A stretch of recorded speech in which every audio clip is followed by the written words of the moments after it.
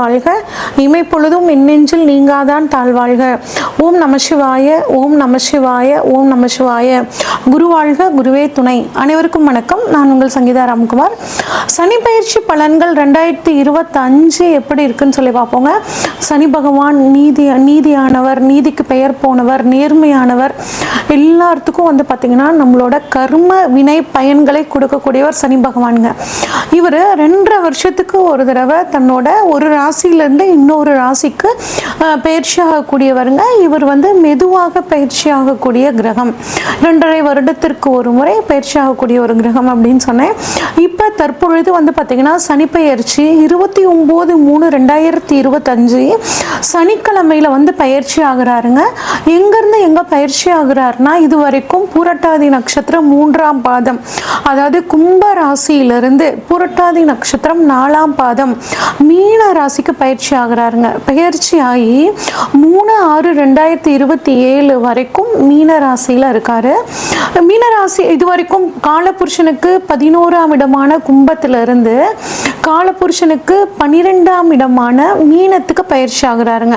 இவர் வந்து பார்த்தீங்கன்னா இந்த 2.5 வருஷ காலத்தில் 2 முறை வந்து வக்ரமாகிறாரு. அதாவது ஜூலை மாதம் 2025 இருந்து நவம்பர் மாதம் 2025 வரைக்கும் வந்து ஒரு முறை வக்ரமாகி வக்ர நிவர்த்தி ஆகிறார். அடுத்து ஜூலை மாதம் 2026 டிசம்பர் மாதம் 2026 வரைக்கும் வக்ரமாகி வக்ர நிவர்த்தி ஆகிறார். இதுதான் இந்த 2.5 வருட காலங்கள் சனி பகவானோட நிலைமைங்க. இந்த 2025 சனி பகவானோட பயிற்சி மட்டும் கிடையாதுங்க. குரு பயிற்சி இருக்கு, ராகு கேது பயிற்சி, 3 முக்கிய பயிற்சிகள் இந்த வருடம் இருக்கு. இந்த 3லையும் மிக முக்கியமானது அப்படிங்கும்போது சனி பயிற்சிங்க. ஏன் அப்படின்னா சனி பயிற்சி தான் நமக்குள்ள ஒரு அதிகமான தாக்கத்தை ஏற்படுத்தும். இப்போ ஒவ்வொரு ராசிக்கும் வந்து சனி பயிற்சி பலன்கள் எப்படி இருக்குன்னு சொல்லி வரிசையாக பார்ப்போம். சிம்மராசிக்காரங்களுக்கான சனி பயிற்சி பலன்கள் எப்படி இருக்குன்னு சொல்லி பார்ப்போங்க. சிம்மராசியை பொறுத்த வரைக்கும் சிம்மராசிக்காரங்க அதிபதி சூரியனால இவங்க கிட்ட தலைமை பண்பு டிஃபால்ட்டாகவே இருக்குங்க. நல்ல தைரியம், தன்னம்பிக்கை அதிகமாக இருக்கும். நிறைய விஷயம் தெரிஞ்சவங்களா இருப்பாங்க. இருந்தாலும் இவங்க கிட்ட ஒரு பிடிவாதம் அப்படிங்கிறது ஒன்று இருக்குங்க. நான் தான் எல்லாம் அப்படிங்கிற மாதிரியான ஒரு குணம் இருக்குங்க. இவ்வளோ சிறப்பான இந்த சிம்மராசிக்காரங்களை பொறுத்த வரைக்கும் 7ஆம் இடத்துல இருந்து வந்த சனி பகவான் 7ஆம் இடத்துலேருந்து 9, 1, 4 இந்த இடங்களை பார்த்து உங்கள் ராசியை பார்த்து சில டென்ஷனு, ஒரு நினச்ச விஷயத்த நினச்ச மாதிரி முடிக்க முடியாமல் ஒரு பிரச்சனை, சொத்து வாங்கலான்னா அதில் ஒரு பிரச்சனை, நான் என்ன பண்ணாலும் அம்மா தப்பாகவே புரிஞ்சுக்கிறாங்க, எனக்கு சப்போர்ட்டே பண்ண மாட்டேங்கிறாங்க, 9 பார்க்குறனால அப்பாவும் அப்படி தான் பண்ணார், யாருமே நீ புரிஞ்சுக்கலப்பா, எனக்குன்னு யாருமே இந்த உலகத்தில் இல்லை அப்படின்னு நினச்சி ஃபீல் பண்ணிட்டு இருந்தவங்களுக்கு என்னங்க 7ஆம் இடத்துலேருந்தே எங்களுக்கு இவ்வளோ பிரச்சனையும் சனி கொடுத்தாரு, இப்போ 8ஆம் இடமான அஷ்டமத்துக்கு வர்றாரு, எங்களுக்கு பகைவர் வேற, எங்களுக்கு என்னென்னலாம் பண்ணுவாரோ அப்படின்னு நினச்சி கவலைப்பட்டுட்டு இருந்தீங்கன்னா தயவு செஞ்சு நீங்கள் கவலையை வந்து விட்டுறது ரொம்பவே நல்லதுங்க. ஏன் அப்படின்னா சிம்ம ராசிக்கு வந்து பாவாதிபதி அப்படின்னு பார்த்தோம்னா சனி பகவான் வந்துடுறாருங்க. அப்போ கெட்டவன் கெட்ட இடமான 8ஆம் இடத்துல போயிடுறாரு. அப்போ கெட்டவன் கெட்டிடில் கிட்டிடும் ராஜயோகம் அப்படிங்கிற அமைப்பு கம்பல்சரி சனி பகவானால் உங்களுக்கு நன்மை தான் நடக்க போகுதுங்க. அதனால் நம்ம ஒன்றும் இல்லை, நம்ம பாட்டுக்கிற ஜாலியாக இருக்கலாம் அப்படின்லாம் நினச்சிட்டு இருக்கக்கூடாதுங்க. எப்பயும் போல் அதிகமான கடின உழைப்பை கொடுங்க. உழைப்புக்கு தகுந்த பலனை வந்து சனி பகவான் கொடுப்பார். நீங்கள் உழைப்பை நோக்கி ஒரு 4 ஸ்டெப் எடுத்து வச்சிங்கன்னா சனி பகவான் உங்களுக்கு வருமானத்தை 2 மடங்கு வந்து கொடுப்பார். அந்த அளவுக்கு உங்களுக்கு சனி பகவான் கம்பல்சரி இந்த சமயத்தில் வந்து சப்போர்ட் பண்ண போகிறாருங்க. அதனால் பெருசாக பயப்பட வேணாம். தொழிலுக்காக கடன் வாங்குவீங்க. இந்த 2.5 வருஷம் நீங்கள் நல்லா இருக்கணும் அப்படின்னா உங்களோட லேசினஸை ஒதுக்கி வச்சுக்கோங்க.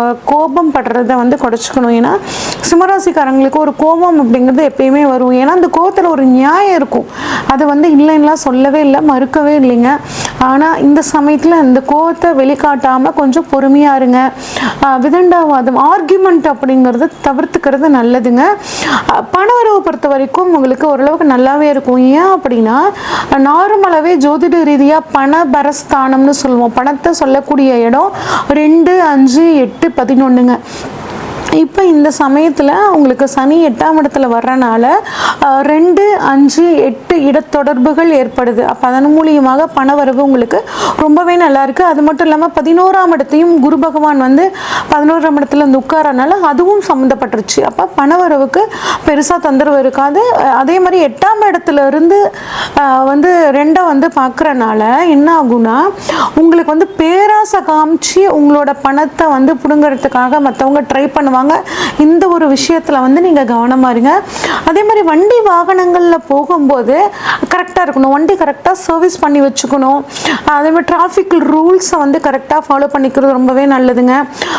அதாவது ரொம்ப நாளாக ஒரு வண்டியை வந்து விற்கணும்னு நினச்சிட்ருக்கேன், விற்றுட்டு எனக்கு புதுசாக இஷ்டத்துக்கு பிடிச்ச மாதிரி ஒன்று வாங்கலான் இருக்கேன் அப்படின்னா அது இப்போ விற்று உங்களுக்கு ஒரு நல்ல ஒரு வருமானம் வர்றதுக்கும், நீண்ட நாளாக ஒரு நிலத்தை விற்கலான் இருக்கீங்க, அது விற்கவே மாட்டேங்குது, ரொம்ப அநியாய விலைக்கு கம்மியாக கேட்குறாங்க அப்படின்னு நினச்சிங்கன்னா இப்போ ஒருத்தர் தேடி வந்து ஒரு நல்ல விலை கொடுத்து அந்த நிலத்தை வாங்குற மாதிரியான ஒரு சூழல் எல்லாமே உங்களுக்கு நல்லா இருக்குங்க.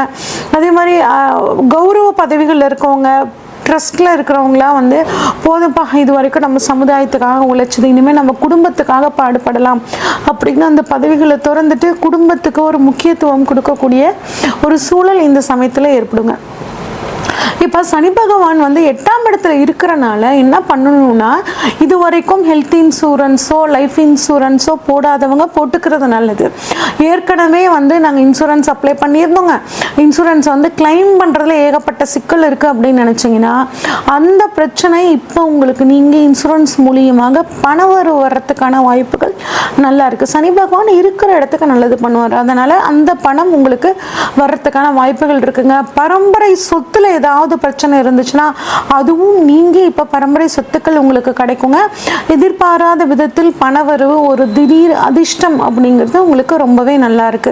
இப்ப 8ஆம் இடத்துல இருந்து சனி பகவான் வந்து 3ஆம் பார்வையாக 10ஆம் இடமான தொழில் ஸ்தானத்தை பார்க்கிறார். அப்ப தொழில் வந்து நல்லா இருக்கும். எப்படி நல்லா இருக்கும்?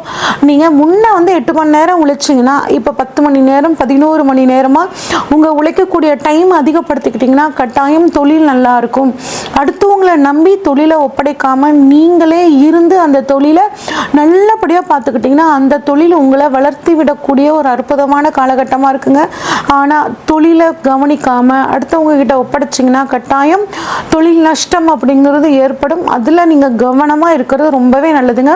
ஒரு சிலர் தொழிலுக்காக லோன் அப்ளை பண்ணிங்கன்னா அது கிடைக்கக்கூடிய ஒரு அற்புதமான சூழல் இருக்குது.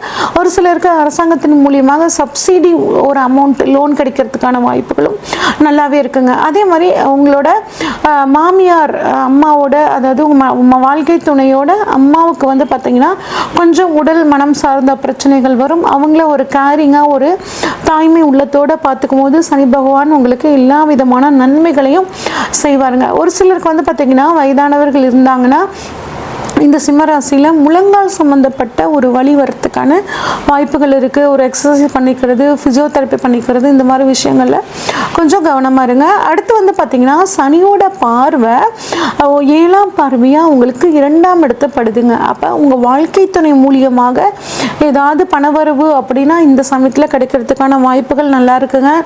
குடும்ப உறுப்பினர்கள்கிட்ட எந்த ஒரு விஷயத்தையும் கலந்து ஆலோசித்து பண்ணுங்க.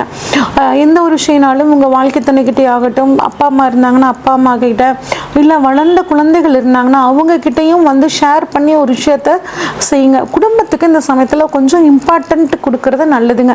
உங்களுக்கு வந்து எப்பயுமே குடும்பத்தை வந்து கொஞ்சம் கண்ட்ரோலாக வச்சுக்கணும்னு நினைப்பீங்க. ஆனால் இந்த சமயத்தில் குடும்பத்தோட எல்லாத்தையும் கலந்து ஆலோசிச்சு குடும்பத்தோட வெளியூர் அந்த மாதிரிலாம் போயிட்டு வர்றது உங்களுக்கு ஒரு மன சந்தோஷத்தை வந்து கொடுக்குங்க. வருமானம் நல்லா தான் இருக்கும். ஆனால் பேசக்கூடிய வார்த்தைகளில் கவனமாக இருங்க. முடிஞ்ச வரைக்கும் யாருக்கும் நான் இதை செஞ்சு தரேன் அதை செஞ்சு தரேன் அப்படின்னு ஒரு கமிட்மெண்ட்டை வந்து நீங்கள் எடுத்துக்காதீங்க. அது வந்து உங்களுக்கு தேவையில்லாமல் சிக்கல்களை கொண்டு போய் விட்டுரும். முடிஞ்சால் செஞ்சு கொடுங்க. என்னால் முடிஞ்சால் நான் உங்களுக்கு செஞ்சு தரேன் அப்படிங்கிற மாதிரி மட்டும் சொல்லுங்கள். ஷியூராக நான் என்னை நம்பு, நான் உனக்கு செஞ்சு தரேன் அப்படிங்கிற மாதிரி எல்லாம் நீங்கள் ஒரு உறுதி வந்து யாருக்கும் கொடுக்காம இருக்கிறது நல்லதுங்க. முடிஞ்ச வரைக்கும் யாருக்கும் வந்து நீ நல்லா இருக்க மாட்டேன், நான் இவ்வளோ நல்ல அது பண்ணேன், நீ எனக்கு நல்லது பண்ணல, நீ நல்லா இருக்க மாட்டேன், இந்த மாதிரி விஷயங்கள்லாம் நீங்கள் யாருக்குமே சொல்லிடாதீங்க. ஏன்னா நீங்கள் சொன்ன சொல் பழிக்கும் இந்த சமயத்தில். அதனால் எதிரியாக உங்களுக்கு இருந்தாலும் துரோகியாக இருந்தாலும் யாருக்கும் வந்து சாபம் கொடுக்கறத வந்து தவிர்த்துக்கிறது ரொம்பவே நல்லதுங்க. அடுத்து சனி பகவான் 5ஆம் இடத்தை தனது 10ஆம் பார்வையாக பார்க்குறாருங்க. அப்போ உங்கள் குழந்தைகளுக்கு ஏதாவது உத்தியோகம் இல்லாமல் இருந்துச்சுன்னா அது கிடைக்கிறதுக்கான வாய்ப்புகள் நல்லா இருக்குங்க. ஜோதிடத்துறையில் அரசியல்வாதிகளுக்கெல்லாம் நல்லா இருக்கும். அரசியல்வாதிகள் கடினமான உழைப்பை நீங்கள் கொடுத்தீங்க அப்படின்னா கட்டாயம் ஒரு நல்ல ஒரு முன்னேற்றம், ஒரு பதவி. இப்போ எலெக்ஷன்ஸ் வரப்போகுது, அந்த எலெக்ஷனில் ஒரு சீட் கிடச்சி அதில் ஒரு வெற்றி ஆகக்கூடிய ஒரு அமைப்பெல்லாம் நல்லா இருக்குங்க. அதே மாதிரி சினிமா துறையில், கலைத்துறையில், மீடியாவில் இருக்கிறவங்களுக்கு எல்லாமே ரொம்ப நல்ல காலகட்டமாக இருக்குங்க. ஆனால் அதுக்காக நீங்கள் அதிகப்படியான ஒரு உழைப்பு குடிக்கிற மாதிரி இருக்கும். அந்த உழைப்புமே பார்த்திங்கன்னா உங்களுக்கு ஒரு நல்ல அங்கீகாரத்தை கொடுக்குங்க. ஒரு சிலருக்கு பார்த்திங்கன்னா சீனியர் சிட்டிசனாக இருந்தீங்கன்னா பித்தப்பை சம்மந்தப்பட்ட பிரச்சனை, கல்லீரல், வயிறு சம்மந்தப்பட்ட பிரச்சனைகள் வரதுக்கான வாய்ப்புகள் இருக்குது. உடல் ஆரோக்கியத்தை கொஞ்சம் நீங்கள் கவனமாக பார்த்துக்கிறது நல்லதுங்க.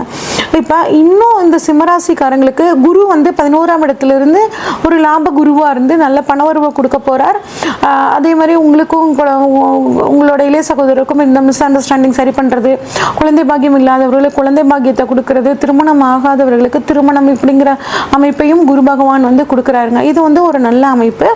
அப்போ இந்த அஷ்டம சனி காலத்தை நீங்கள் இன்னும் நல்லபடியாக மாற்றிக்கணும் அப்படின்னா உங்களால் முடிஞ்ச உதவியை ஏழை எளியவர்களுக்கு, குறிப்பாக வயதாகி நடக்க இயலாதவர்களுக்கு உங்களால் முடிஞ்ச உதவிகளை பண்ணுங்க. தினமும் அனுமன் சாலிசா கேளுங்க. முடிஞ்சால் விநாயகர் அகவலும் கேளுங்க. விநாயகர் வழிபாடும் அனுமன் வழிபாடும் உங்களுக்கு எல்லா விதமான நல்ல பாக்கியங்களையும் பெற்றுத்தரும். இது வரைக்கும் நம்ம பார்த்தது ஒவ்வொரு ராசிக்கான பொதுவான பலன்கள் தாங்க.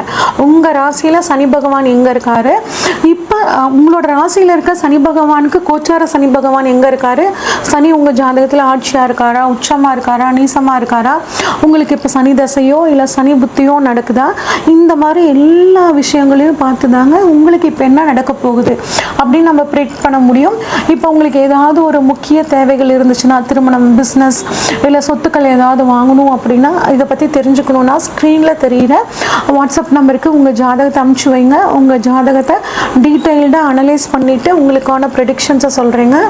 நன்றி, வணக்கம்.